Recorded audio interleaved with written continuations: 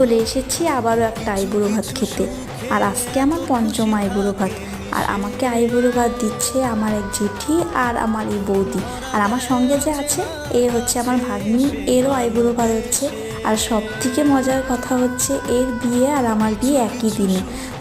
আর এসের জন্য আমরা দুজনের বিয়েতে তো পার্টিসিপেট করতে পারবো না, কিন্তু যাই হোক একটা জিনিস ভালো লাগলো যে আমাদের আইবুড়ো ভাতটা একসঙ্গে হচ্ছে।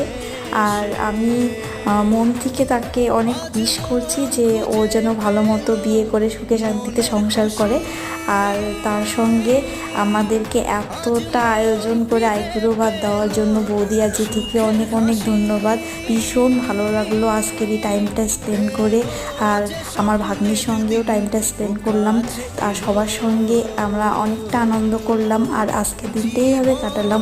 তো তোমাদের কেমন লাগলো নিশ্চয়ই জানাবে। দেখা হচ্ছে পরের ব্লগে।